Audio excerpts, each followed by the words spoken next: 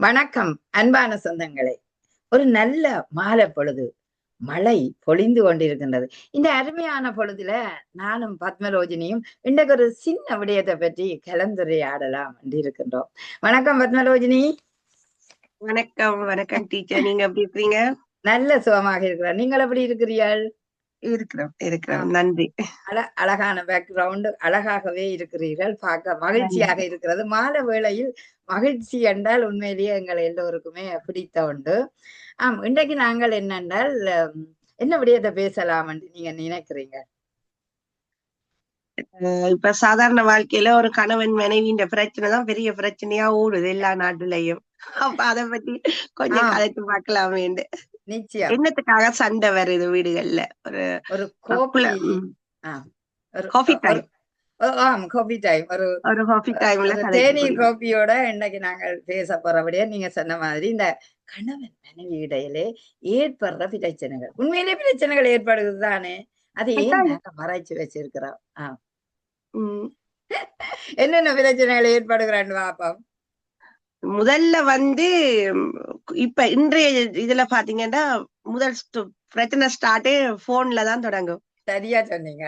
இந்த கைத்தொலைபேசியை தடவாத நாட்களே இல்லை. இது கணவரை விட எங்களுக்கு இது முக்கியமாக இருக்கிறது உண்மைதான். ஆகவே அதுல இருந்துதான் தொடங்க போகுது. ரெண்டு பேருக்குமே, கணவனா இருந்தாலும் சரி மனைவியா இருந்தாலும் சரி, போன் ஒரு இம்பார்ட்டன்ட். நிச்சயம் நிச்சயம். சரி, இப்ப படுக்கை அறைக்கு போறோம். சரி, படுக்கிற 10-10:30 நாங்கள் படுக்கன்னு போறோம். இருவரும் கால வேலைக்கு போக வேணும் அவசரமாக. ஆனா அந்த நேரத்துல சரி தூங்க போனா தூங்கவாதான் இருக்கணும். நித்திரைக்கு போய்க்க நித்திரை. ஏன் நாங்கள் அப்ப போனை கொண்டு போய் அப்பதான் எனக்கு யார் மெசேஜ் போட்டவே, வேலையில இருந்து மெசேஜோ, நாளைக்கு எத்தனை மணிக்கு, அப்படியான விடயத்தை நாங்கள் அதே அந்த நோண்டி கொண்டு, அதாவது அந்த டச் பண்ணிக்கொண்டே இருப்போம்.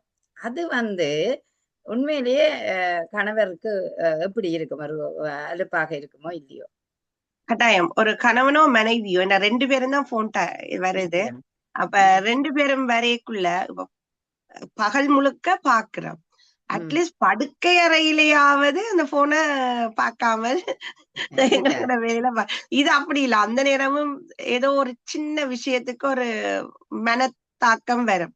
அந்த மனத்தாக்கம் போனை பாக்குறதுக்குள்ள தூண்டும். நீங்க உங்களோட வேலையை பாருங்க, எனக்கு என்ன. அப்ப போன் ஒரு இன்றியமையாத ஒரு விஷயமாக படுக்கை அறையிலும் அது வேலை செய்யுது. நிச்சயம். இன்றைய இந்த ஒரு உலகமயமாக்கலும் அதே நேரம் பூகமான ஒரு வளர்ச்சி பாதையில எங்களுக்கு நிச்சயம் இந்த போன் அவசியம்தான். ஆனால் சிந்தியுங்கள், படுக்கை அறையிலும் இது தேவையா? நாங்க இன்னும் வர போறோம். அடுத்த பிரச்சனையை நாங்கள் போக போறோம். அதாவது அடுத்த பிரச்சனை, பிள்ளைகளுக்கு ஏதாவது வாங்கி கொடுக்கணும், அல்லது பிள்ளைகளால வார பிரச்சனைகள் பெண்களுக்கு அதிகமாக இருக்குது. ஏனென்றால் அந்த பிள்ளைகள் கேட்கிற ஒரு பொருளாலேயே கணவருக்கும் மனைவிக்கும் இடையில சண்டை வரும். அப்படி உங்களுக்கு ஏதாவது அனுபவங்கள் இருக்கிறதா? அது பண விஷயம், பணம் தான். ஏன்னா சில வீடுகள்ல பார்த்தா, நான் இப்ப லண்டன்ல நடக்கிற விடயங்களை சொல்றதை விட ஐரோப்பாவில நடக்கிறதுல உதாரணமா சொல்றேன். இப்ப இலங்கையில பாத்தீங்கன்னா அநேகம் இப்ப ஒரு 20 வருஷத்துக்கு முன்னுக்கண்டு போவோம். ஒரு just 20 years back and come பேர்ந்து வரலாம். அந்த நேரம் நீங்க போய் கூட அம்மாட்ட வந்து கேட்டா என்ன சொல்லுவா?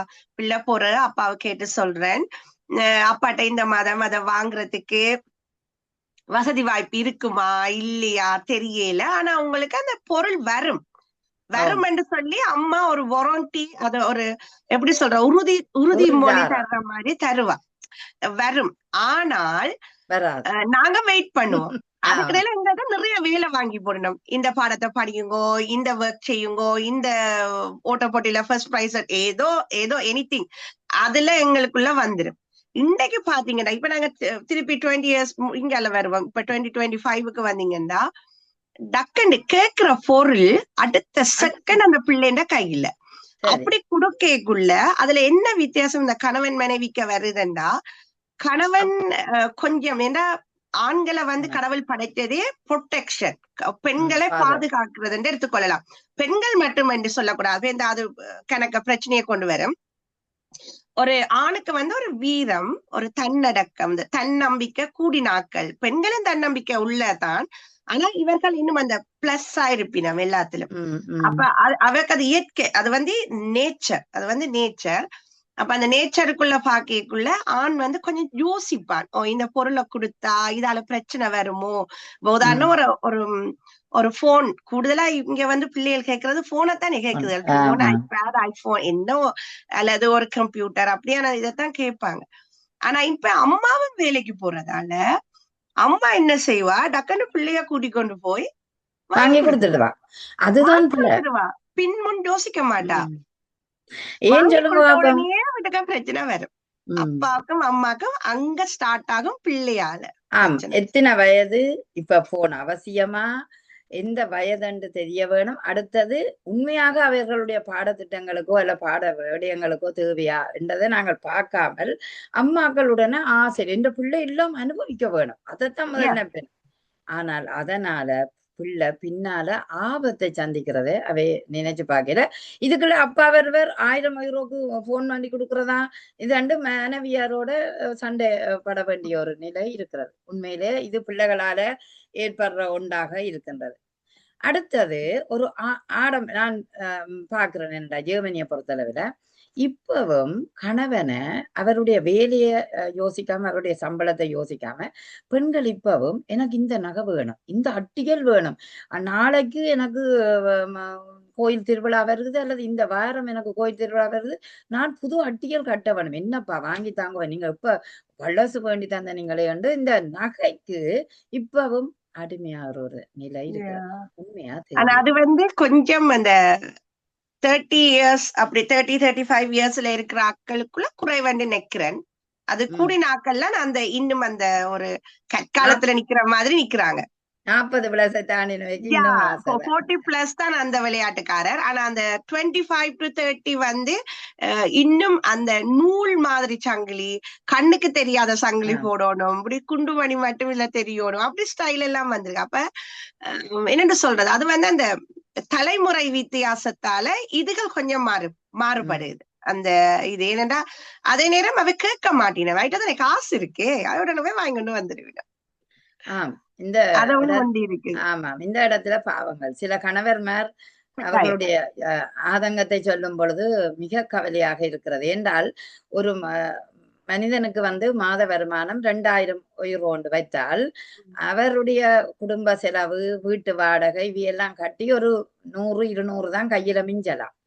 ஆனால் அதை அவர் எத்தனை நாள் சேர்த்து ஒரு சுற்றுலாவுக்கு கொண்டு போறாருன்றதை நினைச்சு பார்க்காம ஒரு ஒரு வருட காசியே ஒரு பெண் உடனடியாகவே ஒரு நெக்லஸோ அல்லது அட்டியலோ வாங்கி தர சொன்னோடனே அந்த கணவனுக்கு பெரிய கவலையாக இருக்கிறது. ஆனா மனைவியின் மனதையும் பார்க்கணும் அவர், அதே நேரம் தன் பணத்தையும் பார்க்கணும். இதனால ஒரு சின்ன சின்ன சண்டைகள் வந்துடும்.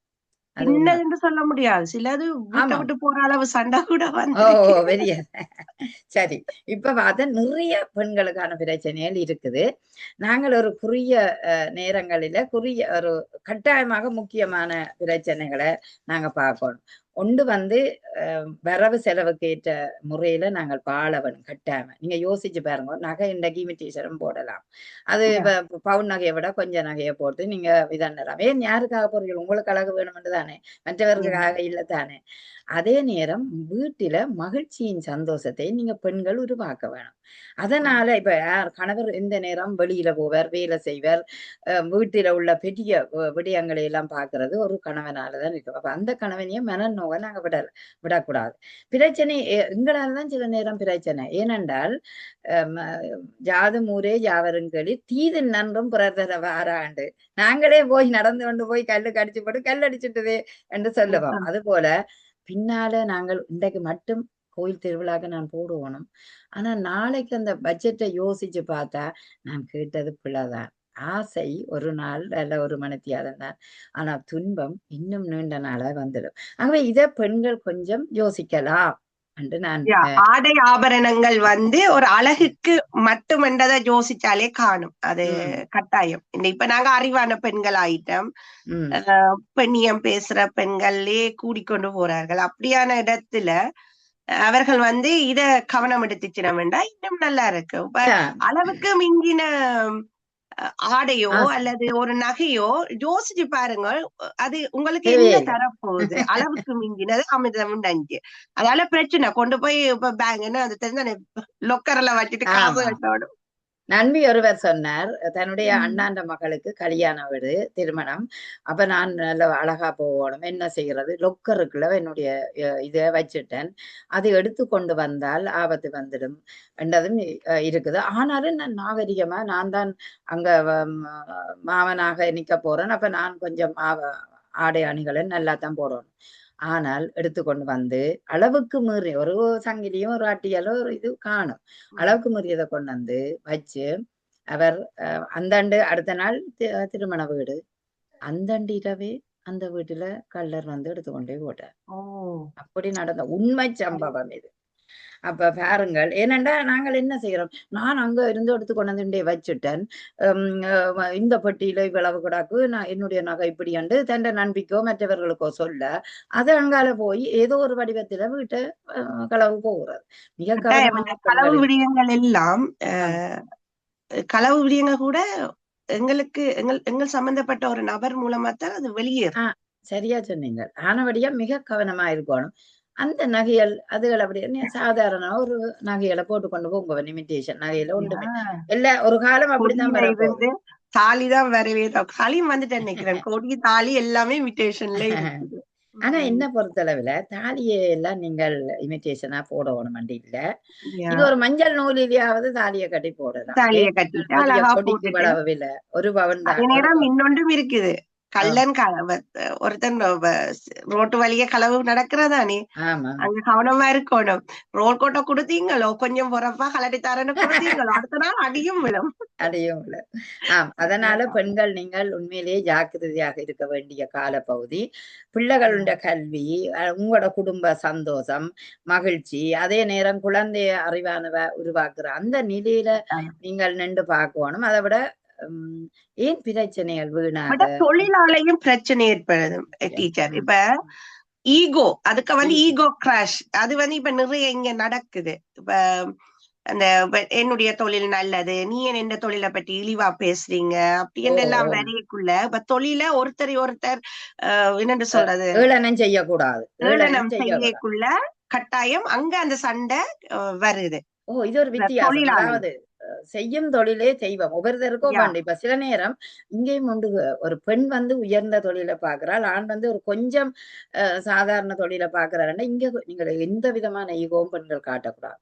ஏனென்றா சில பெண்கள் நாங்கள் படித்தவே என்ற ஒரு இருமாப்பில கணவனை ஈழனம் செய்யற தன்மை. அதே மாதிரி ஆண்களும் செய்வாங்க. நீ என்ன பெரிய படிப்பா உண்டையும் அப்படி ரெண்டு பேரும் இருக்குது. அதொண்டு கட்டாயம் ஈக்குவலா நீங்கள் அத வாழ்க்கைக்கு வந்து அவருடைய தொழில், இது என்னுடைய தொழில். அத நீங்க அதான் சொல்லுவாங்க, பர்சனல் வேற ப்ரொஃபஷனல் வேற. பிரெஞ்சில் அப்படி இருக்கு. பர்சனல் என்ன அது உன்னுடைய லைஃப், ப்ரொஃபஷனல்னா இது என்னுடைய தொழில நான் அது பிரைவேட். ரெண்டுமே செப்பரேட் ஆகும். ரெண்டையும் கொண்டு மிக்ஸ் பண்ணிக்குள்ளதான் பிரச்சனைகள் வெடிக்குது. இருவராக இருந்தாலும் ரெண்டு பேருக்கும் வாயும் வயிறும் வீறதான். ஆனா குடும்பம் என்று வரைக்க நீங்கள் ஒரு அன்பை செலுத்தி இருவரும் அன்பாகவே வாழ வேண்டியது இருக்கு. எனக்கு என்னவோ தெரியல, எல்லாரும் ஏனோதானோ பணத்திலதான் தங்கி இருக்கிற வாழ்க்கை மாதிரி கொண்டு போறீர்கள். அது உண்மையிலே ஆணுக்கும் கவலை இருக்கு, பெண்ணுக்கும் கவலை இருக்கு. நீங்க கூடுதலாக அன்பை செலுத்துறதுக்கான ஒரு பாதையை நீங்கள் அமைக்கும். அன்புன்றதை விட உணர்வுகளை வந்து பகிர வேணும். கட்டிக்காரு. உண்மையா? சரியா? அந்த ஷேரிங் இல்லாதாலதான் இப்ப உணர்வுகளை ஷேர் பண்ணிடல. இப்ப நீங்க அழுகுறீங்கன்னு வைங்களேன், சும்மா ஒரு சின்ன இதை சொன்ன ஒரு சென்டிமெண்டா எல்லாரும் டக்குண்டு பெண்கள் ஆயுதமே அழுகதான். ஆண் வந்து அலையலாது, அழுதா அது வந்து ஆண் அழக்கூடாதுன்னு இல்லை. எத்தனையோ இப்ப இறந்த வீடுகள்ல போனா ஆண்கள் அழுகுறார்கள், அழுகிறதெல்லாம் நாங்க பார்த்திருக்கிறோம். ஆனா வீட்டுல வந்து அழுது காட்டக்கூடாது, என்னடா அது அவருடைய தன்னம்பிக்கையை அது இழக்க வைக்கிற மாதிரியும் இருக்குது. அதே நேரம் இந்த பெண்கள் வந்து ஆயுதமா அதை எடுப்பினோம், எடுத்து போட்டு ஆண்களை வந்து கேவலப்படுத்துறது. அப்ப அத நான் சொல்ல வரேன். பலவீனப்படுத்துறது. பலவீனப்படுத்துறது. நிச்சயம் எல்லாருக்குமே அழுக வந்து ஒரு ஆயுதம் தான். எங்களுக்கு வந்து ஒரு தீராத ஒரு சோகமோ தீராத ஒரு கவிதை வந்தா கண்ணீர் வரும். ஐயோ என்னுடைய மனைவி அழுகுறா, இப்ப அந்த இதை நான் இப்படியாவது வாங்கி கொடுக்கணும், அதை என்னன்னு செய்யணும். சரி, இப்ப அம்மா விட்ட போ, அழுகுறாவா, அவ என்னத்துக்கு அழுகுறான்னு கூட சில சில சில கணவனால கெஸ் பண்ண முடியாமையும் இருக்கிறது. அப்ப நாங்கள் என்ன செய்யணும்டா, நீங்க சொன்ன மாதிரி அந்த உணர்வை பரிமாறணும். அதாவது என்ன கவலை இருந்தாலும் எனக்கு இது இப்படி நடந்தது. நீங்க 2 பேரும் காலையில தேநீர் கோப்பிகளோட வரைகளை கூட நீங்க கூட வேலைத்தலங்கள்ல என்ன நடைபெற்றது, நேற்று என்ன எனக்கு இப்படி நடைபெற்றது ஷேர் பண்ணுங்க. அதாவது இருவரும் பகிர்ந்து கொள்ளும் போதுதான் அங்கே ஒரு ஒற்றுமை, அங்கதான் அப்பதான் ஒரு குளியல், ஒரு சந்தோஷமான ஒரு சூழல் இருக்கும். அதை நீங்க ஒவ்வொரு பெண்களும் ஆண்களும் நீங்க ஒரு குறிப்பிட்ட நேரத்துல உங்களுக்காகவும் ஒதுக்கி கொள்ளுங்க. அதே இன்றைய ஆண் பெண்கள் வந்து ஷேரிங் பண்ணினோம், உணர்வுகளை ஷேர் பண்ணினோம், பண்ணியும் அவர்களுக்குள்ள பிரச்சனை வருதுக்குள்ள அது என்னன்றது தெரியாம இருக்குது. அது ஒரு விட்டு கொடுப்போ அல்லது ஈகோ கிராஷ் வருகிறபடியாலதான் அங்க பிரிவு ஏற்படுது இளையவர்களுக்குள்ள. அதே நேரம் நீங்க ஷேர் பண்றேன்னு சில விடயங்களை உங்களுக்குள்ளேயே மறைக்க பார்க்காதீங்க. மறைக்கிறதாலதான் சந்தேகம் வருது. இதுவரைமே காதலன் காதலியா இருக்கக்குள்ள நீங்க மறைக்கலாம், எல்லாமே செய்யலாம். ஆனா கணவன் மனைவி என்று வந்தா பிறகு மறைக்கிறதே உங்களுக்கு பிரச்சனையே கொடுக்கும். இல்ல ஏன் மறைப்பான், எங்களுக்குள்ள ஏன் ஒரு மூடுதிரை, அது என்ன விஷயமா இருந்தாலும் சொல்லிட்டு போயிட்டா பிரச்சனை முடிஞ்சது இல்லையா, முடிஞ்சது ஒரு. அதனால அப்படி நீங்க வாழ்ந்து பாருங்க, உங்களுக்கே அந்த ஒரு சுவாரஸ்யம் வாழ்க்கையில இருக்கும். இப்ப நீங்கள் அந்நியோன்யம் அன்பாக இருக்கிறத பார்த்துதான் குழந்தைகளும் உங்களோட அப்பா இப்படி இருந்தார், அம்மா இப்படி இருந்தாருன்னு பிற்காலத்துல உங்களை பற்றி சொல்லுங்கள். எல்லாத்தையும் உங்களோட குறைகளை உண்மையிலேயே ஒரு 20 வயதுக்கு பிறகு ஒரு பிள்ளை தான் திருமணம் செய்யற வயசு 25 வயசுக்கு வந்தா அந்த பிள்ளை உங்களை திரும்பி பாக்குற ஒவ்வொரு விடயத்தையும் சொல்லும். அம்மா அப்பா இப்படி சண்டை போட்டாங்க, அம்மா அம்மா அம்மா நல்ல ஒரு சரியான அன்பா இருந்தா, அப்பா எப்பவும் என்னில சரியான பாசமா இருப்பேன். அந்த பிள்ளை சொல்லி காட்டிக்கும் கூட உயர்ந்த வாழ்க்கை அவர்களுக்கு எடுத்துக்காட்டா இருக்கும். என்னத்தை கொடுத்துட்டு போறோம், மஞ்சளோட்ட தடியா அடுத்த பிள்ளைக்கு கொடுக்குறோம் என்றால், அடுத்த பிள்ளைகளுக்கு கொடுக்குறோம் என்றால், அடுத்த தலைமுறைக்கு கொடுக்குறோம் என்றால் நாங்க சரியாக கொடுக்குறோமா என்றதை நாங்கள் நிச்சயம் பார்க்க வேண்டும். ஏன் எங்களுக்கு இந்த சண்டை வந்து பிரிவு வந்து கதைக்காமல் எல்லாம் இருக்கிறீங்கள், அதெல்லாம் கூடாது. எத்தனையோ நாள் மௌனம் சாதிக்கிறீர்கள், பெண்களும் சாதிக்கிறீர்கள், ஆண்களும் சாதிக்கிறோம் என்று சொல்லுவார்கள். ஆனா கூடுதலாக ஆண்கள் கதைச்சிடுவார்கள், பெண்கள் என்று சொல்லுவார்கள். அவைதான் அப்படியே சேர்த்து வச்சிருப்பின. அப்படி கேன்சர் மாதிரி வந்துடும், சேர்த்து வைக்க கூடாது. சுவாரஸ்யம்தான் வாழ்க்கை. அதே நேரம் இன்னொருத்தர் இப்ப இதுக்கும் முக்கியமானது, இப்போ ஒரு பிரச்சனை வந்துட்டேன்டா அந்த பிரச்சனைக்கு ஒரு கணவன் நீதான் காரணம்னு சொல்லக்கூடாது, ஒரு மனைவி நீதான் காரணம்னு கணவனை தரக்கூடாது. அது மிக முக்கியமான ஒரு விடயமா நான் பாக்குறேன். ஏனென்றா கிட்டத்தட்ட நான் ஒரு ஆர்டிக்கல் ஒன்று வாசிச்சேன். அதுல வந்து ஒரு டாக்டர், அவ ஒரு டாக்டர் தான் அதை சொல்றா, அந்த எழுதுறா.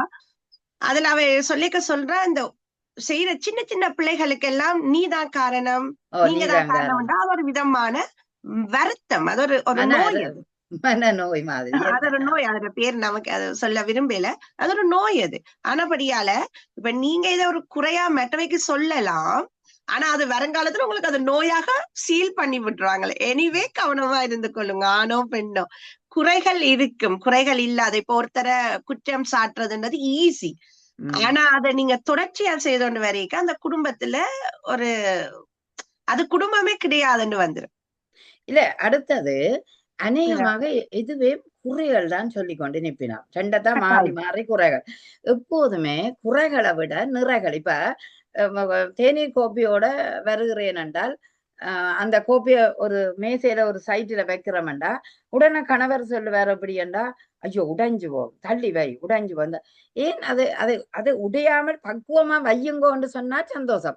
அது உடைஞ்சுவோம், நீ அத அந்த இடத்துல வையாத என்று சொல்லிக்க அதை நெகட்டிவா சில விடயத்தை நீங்கள் எடுக்காதீங்க. அதாவது நீங்க கொண்டு வந்து நல்ல மேசை இந்த நடுப்பகுதியில வச்சு நடுப்பக்கமா வச்சுட்டு அப்ப வச்சு குடியுங்கோ, நல்லது. இப்ப என்னுடைய வீட்டில் நடந்த ஒரு சம்பவம். அன்றைக்கு இந்த குப்பைகள் வந்து நாங்கள் தரம் பிரிக்கிறது தானே, பயோமல் மற்றது பிளாஸ்டிக்னு தரம் பிரிக்க. அப்படி பயோமில்ல கொண்டு போய்க்க நாங்கள் இங்க பிளாஸ்டிக்ல சுத்தக்கூடாது. அதாவது சோறு வெள்ளங்களை மிச்சங்கள் எல்லாம் கொட்டி அது ஒரு பேப்பர்கள் இதுகள்ல தான் சுத்தி போட்டு ஒரு பேக்கில் நார்மல் பேப்பர் பேக்குகளை வச்சுட்டு கொண்டு போகணும். அப்ப பேப்பர் வச்சுட்டு கணவரிடம் உடுப்பெல்லாம் போட்டுட்டார். அதை எடுத்து கொண்டு வந்து தாங்கோ கிச்சனுக்குள்ளன்னு நான் போவேன். அப்புறம் சொல்றார், அதை வடிவா பிடிக்கணும், இல்லாட்டி உடைஞ்சிடும். அதுக்கு எத்தனையோ வியாக்கியானம் சொல்லு. அது சொல்ல தேவையில்லை. இதை நீங்கள் பிரியாம கொஞ்சம் எடுத்து கொண்டு வந்து தாங்க, அல்லது எடுத்து கொண்டு வந்து தாங்கோ என்று சொன்னா நல்லது. ஏன் அதை பிரியாமல், நாங்கள் பிரியாம தான் கொண்டு வர போறோம், ஏன்னா நிலத்துல கொட்ட போறோமே இல்லையே. ஆனால் அது அப்படித்தான் வருது எங்கட ஆக்களுக்கு. கவனம் ஒவ்வொரு விஷயத்திலும் இது கவனம் கவனம் என்றது அந்த கவனமே கடைசியில பெரிய கரைச்செல்லாம் முடிஞ்சிடும். கரைச்செல்லாம் முடிஞ்சு. அப்படி சில பேர் தோணாண்டு கழிச்சு கொண்டு எந்த நேரமும் மனைவிக்கு சொல்லியா இருக்கும், அல்லது கணவனுக்கு சொல்லியா இருக்கும். ஏன்னுப்பா அதை எடுத்த நீ அந்த இடத்துல வை. சில விடயங்களை கண்டும் காணாத மாதிரி இருக்கும். மாத்தி வச்சா என்ன, கரண்ட் இதுல இருக்கிறதா அவர் இதுல வச்சுட்டார், ஏதோ யோசனையில வச்சுட்டார். சரி, இந்த கருத்து நான் கழிவுபட்டு வச்சுட்டு, நேற்று எங்கேயப்பா வச்சிருங்க, படுக்க போய் கேட்கலாம், எங்க வச்சிருங்க, நீ வேறு இடத்த வச்சுட்டீங்க. ஓ அப்படியா, நான் நாளைக்கு அது சரியா வைக்கிறேன். அவரை உணர பண்ணக்கூடியதா பெண்கள் கொண்டு வர வேணும். அதுபோல கணவனும் குடும்பத்துக்குள்ள இன்னொரு பெரிய முக்கியமான சண்டைகளுக்கு காரணம் வந்து இன்னொரு நபர் வரக்கூடாது. கணவன் மனைவிக்கு நடுவுல இன்னொரு நபர், அது அம்மாவா இருக்கலாம், யாருண்டாலும், இனி ஆட்டுக்குட்டியா கூட இருக்கலாம், வரக்கூடாது. கணவன் மனைவி அவ்வளவு அந்த அது அந்த கெரிய சோல் ஆகும். அந்த ஒரு பிரச்சனை கெரிய ஷார்ட் அவுட் பண்ணிடுவீங்க. அது என்னென்றால் ஒரு ஆளுக்கு ஒரு ஆள் ஒரு சப்போர்ட்டை உருவாக்குறதுக்கு தான் நம்ம கொண்டு வருவிடும். எக்காலம் கொண்டாலும் 4 சுவருக்குள் உங்கள் வாழ்க்கை நிச்சயம் அமைய வேண்டும். அடுத்தவர்களை கூப்பிட்டு அதுக்கு மூக்கு நுழைச்சிங்களா கடைசியா உங்களோட குடும்பத்தை பிரிச்சு போட்டும் போய்விடுவார்கள். எத்தனையோ குடும்பங்கள் பின்னால அழுகிற நிலையை பார்க்கிறோம். அதனுடைய அப்படி நீங்கள் இளம் சமுதாயம் நிச்சயமாக நீங்க செய்ய மாட்டீர்கள். நிச்சயம் அப்படியான ஒன்று உங்களுக்குள்ள வர வேண்டாம். அதே நேரம் நீங்க நினைக்காதீங்க இது இப்ப மட்டும்தான் நடக்குது, கணவன் மனைவி சண்டை ஏதோ நவீன உலகத்துலதான் கடைசி வரையும் இல்ல. எங்களுடைய இலக்கியங்கள்லயே அது இருக்குது. சிலப்பதிகாரத்துல இருந்து மணிமேகலையில இருந்து எல்லாம் எடுக்கலாம். ஏன் பாரதியாருக்கு என்ன நடந்தது, அவர் போய் பெண் உரிமை பேச போய் கடைசியில கண்ணம்மா பட்ட கவலை எல்லாம் கண்ணம்மாக்கு மட்டும்தான் தெரியும் இல்லையா? அப்ப அதை நாங்க எடுத்துக்கொள்ள முடியாது. எல்லாம் இருக்கும், நாம அறிவோட இருக்கிறோம். மற்றது இந்த இளம் சமுதாயத்துல ஒரு வாழ்க்கைக்கு போச்சுனோம்டா, காதலிக்கிறது வேற. காதலிக்க அது நீங்க குடும்பமாக இருக்கிற விதம். ஆனா குடும்பம் என்ற ஒரு வட்டத்துக்குள்ள வந்த உடனே உங்களுக்குள்ள வந்து ஒரு மாற்றம் நீங்கள் கொண்டு வர வேணும். என்ற வாழ்க்கைன்றது இப்படித்தான். ஒவ்வொரு அனுபவத்தையும் அந்தந்த நேரம் பெற்றுக்கொள்ளுங்கள். அதாவது நாங்கள் அனுபவத்தை தானே பெற வேணும். பட்டறிவு தான் பின்னால் உள்ள வாழ்க்கைக்கு வரும். முதல் நீங்கள் அந்த பட்டறிவை பெற முடியாது. ஒவ்வொரு பிரச்சனைக்கு தான் அந்த தீர்வு வரப்போகுது. அந்த தீர்வு தான் உங்களுக்கு அனுபவமாக வரப்போறது. அப்ப ஆனபடியா நுணுக்கமாக அந்த தீர்வை பார்க்கணும். அதாவது இடம் பொருள் ஏவல் என்னத்துக்காக வந்தது. சில நேரம் உங்களோட பிரிவும் 1 மணித்தியாலும் 2 மணித்தியாலும் இருக்கலாம். அது கூட உங்களுக்கு ஒரு சிலர் வந்து காலம்புற சண்டை பிடிச்சிட்டு போயிடும், பின்னேரம் வரையில அந்த சந்தோஷம் ஏதோ ஒரு சிலது வந்து மறக்கிறத விட அந்த நேச்சரே எங்களை அத கொஞ்சம் இயற்கை சிலதை எங்களுக்கு கொஞ்சம் ஸ்டால் பண்ண பார்க்கும். பின்னேரம் ஓகே அவர் தண்டை வேலை பார்ப்பேன், நாங்க எங்கிற வேலை ஓகே ஹாய் ஓகே அப்படின்னு கதைக்கக்கூடிய சந்தர்ப்பங்கள் கூட இருக்குது. அப்ப காலவரம் தொடங்குற சண்டை மதியத்துல கொஞ்சம் ஏதோ போன் வழியாவது போயிட்டு பின்னேரம் முடிஞ்சிடும். ஆனா சிலர் அப்படி செய்ய மாட்டாங்க, அது அப்படியே கண்டினியூ பண்ணுவாங்க. அந்த கண்டினியூ பண்றத நிப்பாட்டும், அது கூடாத ஒரு விஷயம். என்னதையும் கூட டைம் ஸ்பெண்ட் பண்றது, ஒரு ஃபேமிலி அண்ட் இருக்கேக்கல டைம் ஸ்பெண்ட் பண்றத முக்கியமா எல்லாரும் செய்திச்சிடா நிச்சயமானது. ஒரு நாள் கூட 1 மணித்தியாலம் என்றாலும் உங்களோட குடும்பத்தோட நீங்க டைம் ஸ்பெண்ட் பண்ணினா, அது பிள்ளையா இருக்கட்டும் கணவன் மனைவியா இருக்கட்டும், இப்ப சண்டைகள் வந்து குறையறதுக்கு நிறைய சந்தர்ப்பங்கள். வரட்டு கௌரவங்களை வளர்க்க வேண்டாம். குடும்பம் வரட்டு கௌரவங்கள் வேண்டாம். அடுத்தது நீங்கள் உண்மையிலே உழைச்சு கலைக்கிறீங்க. இப்ப எல்லாருமே குடும்பங்கள்ல கணவன் மனைவி வேலை செய்யற குடும்பங்களாத்தான் இருக்கு. ஆனா என்னென்றால் கட்டாயமாக ஒரு சுற்றுலாவுக்கு நீங்கள் ஒரு வருஷத்துல ஒரு காலாவது ஏற்பாடு செய்யுங்கள். அந்த சுற்றுலா அங்க போகணும்னா அந்த சூழல் அந்த அட்மாஸ்பியர் எல்லாம் தான் உங்களுக்கு ஒரு நல்ல ஒரு இன்னும் ஒரு குளோஸான ஒரு நெருக்கத்தை உருவாக்கும். அதனபடியா வீட்டை விட்டு வெளியில போகணும் சில பிரச்சனைகளுக்கு. அது போல வீட்டை விட்டு ஒரு வருடத்துல ஒரு காது பிள்ளைகளையும் கூட்டிக் கொண்டு நீங்கள் வெளியில் செல்லுங்கள். அது உண்மையிலேயே அந்த ஊர்லாப்பு உங்களுக்கு கடற்கரை, இயற்கை, மனிதர் இவையெல்லாம் பார்க்க உங்களுக்கு ஒரு வித்தியாசமான சூழல்ல நீங்க இருக்கிறத ஆகா என்ன வாழ்க்கையண்டா. அதுலயும் சில சில சில வீடுகள்ல சில பேரோட கதை கேட்க சொல்லுவாங்க, ஹாலிடேக்கு வந்தாலும் என்ன ஹஸ்பண்ட் இப்படித்தான் இருக்கு, என்னுடைய வாய்ப்பு இப்படித்தான். ஆனா அவியல் எல்லாம் பூமியில வாழ தகுதியற்றவர்கள் என்றதை நாங்கள் அதையும் குறிப்பிட வேண்டும். ஆமா, அதுல ஆண் பத்மலோஜினி என்னென்றால் ஆண்கள் மாற வேணும். சில நேரம் 16ஆம் நூற்றாண்டிலேயே சில பேர் இருப்பினம், அல்லது 18ஆம் நூற்றாண்டிலேயே இருப்பினம். இது 21ஆம் நூற்றாண்டு நவீனம். ஆனபடியா நீங்க கொஞ்சம் சேஞ்ச் பண்ணுங்க. இல்ல நான் டெலிபோனே பாவிக்கிறேன் சொல்லுவார். 1980 பிறந்தவர் கூட சொல்லுவார், நான் தொலைபேசி பாவிக்கிறேன் என்னவர். தொலைபேசி பாவிக்காம கைத்தொலைபேசி பாவிக்காம இப்படி வாழ்க்கையில இருக்கிறேன். 1980 1950 பிறந்தாக்கள் 52 பிறந்தாக்கள் இப்ப வேண்டாம் நிக்கணும். சில பேரை பாக்குறேன். அப்படி எல்லாம் வேண்டாம். மற்றது நேசிங்க. இப்போ அந்த நேசிப்புக்கு கால வரையறை இல்லை. வாழும்போது அதாவது இறக்கும் வரையும் நீங்க நேசிங்கள். இன்றைக்கு 83 வயதுல ஒருவர் இறந்திருக்கிறார். எங்களுக்கு அடுத்த நகரத்தில மனைவியார் அடித்து எனக்கு சொன்னார், என்ற கணவர் இறந்திருக்கிறார் என்று. ஆனா அவர்கள் கிறிஸ்டியன் ஃபேமிலி. அதுல என்ன சுவாரஸ்யம் என்றா, அந்த மனைவி சொல்றா, இறப்பு வீடு ஒரு நாள் இருக்கு, இறப்பு வீட்டுக்கு பின்னால நாங்கள் ஒரு கோல் எடுத்து எல்லாரையும் அவரோட பழைய நாக்களை கூப்பிட்டு அவருக்கு ஒரு நினைவஞ்சலி செய்வா. அப்ப அதுல இல்ல அதுதானே முக்கியம் நவுலா, அந்த நினைவஞ்சலி செய்ய வேணும், எனக்கு சரியான விருப்பம், அவருக்கு நல்ல விருப்பம். பாத்தீங்களா இவ்வளவு அவ அந்நியோன்யமா தன் கணவரோட இருந்திருக்கிறான்றதை பாக்க உண்மையிலேயே சிறப்பான ஒரு மனைவி என்று எனக்கு அவரை போற்ற வேணும் போல அப்போது இருந்தது. நான் சொன்ன நிச்சயம் அவரை பற்றி நாங்க எல்லாம் பேசணும். அதே நேரம் 80வது பிறந்த நாள் அவர் கொஞ்சம் உடல் சுவீனமாக கொஞ்சம் இருந்தவர். 80வது பிறந்த நாள் அவருக்கு கொண்டாடிகளை அவருக்கு நாங்க போய் வாழ்த்தினது எல்லாம் மிக மகிழ்ச்சியா இருந்தது. அப்ப நான் யோசிச்சேன், 80 வயதுல அவர் ஒரு சந்தோஷத்தை அனுபவிக்க வேண்டும் என்று அவர்கள் பிறந்த நாள் மனைவி செய்திருக்கிறார். அவருக்குள்ளேயும் ஒரு சந்தோஷம் இருந்திருக்கு. தான் வாழ்ந்த இவ்வளவு வாழ்க்கைக்கு இவ்வளவு வாழ்த்துக்கள். அந்த வாழ்க்கை வாழ்க்கை அது ஒரு சிறப்பு தானே. அது சிறப்பு தானே. அதோட அந்த ஒரு கஷ்டம் இல்லாம போயிட்டார். ஒரு வருத்தம் கொஞ்சம் இருந்தாலும். ஆனால் அவாக்கு அவ்வளவு ஆசைண்டா இங்க யோசிச்சு பாருங்க. அவையோட வாழ்க்கை நல்ல அந்நியோன்யம். அதனால நீங்க வாழ்க்கை விட்டு கதைச்சபடியால அதை அவ செய்யணும். சிலர் வாய் விட்டு கதைக்கிறேன் ஏனோ தானோன்ற ஒரு கணவன் மனைவியண்டா எப்படி தெரியும் எந்த மனைவிக்கு என்ன பிடிக்கும், எந்த கணவனுக்கு என்ன பிடிக்கும்னு தெரியாது. சொல்லுங்க 30 வருஷம் வாழ்ந்துட்டு நாம் உங்களோட மனைவிக்கு என்ன அது எனக்கு ஒன்றுமே தெரியாது. அவாக்கு எது விருப்பம் எனக்கு தெரியாது. வாழ்ந்த நீங்கள் தெரியாது இன்னுமே. ஆனா மிக முக்கியமா இருக்குது, கணவன் மனசையும் மனைவியின் மனசையும் புரிந்து கொள்ள முடியாத வாழ்க்கையில இருக்கணும். அப்படியும் இருக்கணும். அது அது வாழ்க்கை இல்லை. அது என்னவோ வேஷம் மாதிரி இருக்கும். ஆனபடியா நீங்க புரிந்துணர்வோட வாழுற அந்த வாழ்க்கை தான் இனிக்கும். நாங்க சற்று சுவாரஸ்யமாகத்தான் உங்களோட இப்ப பேசினாங்க. இவை எல்லாம் நடைபெறுகின்ற ஒன்றைத்தான் எல்லோருக்கும் சொல்லாது. இப்ப உங்களோட டீச்சருக்கு பின்னால இருக்கிற சன்ரைஸ் அல்லது சன்செட் நினைக்கிறேன். அத மாதிரி அழகான ஒரு சூரிய உதயம், அத ஒரு கணவன் மனைவியா போய் பிள்ளைகள் இல்லாம கூட ஒரு கணவன் மனைவியா சேர்ந்து போய் அதை பார்க்கக்குள்ளேயே அந்த கடலோட அந்த வானம் தொடுகிறதும் அந்த சன்னிண்ட அந்த பிரதிபலிப்பு அத இவ்வளவு ஒரு அழகா இருக்கும். அது மாதிரி வாழ்க்கையும் அப்படி 2 பேரும் ஒரு வானமும் கடலும் எப்படி அது தொடுவதான்றதை எங்களுக்கு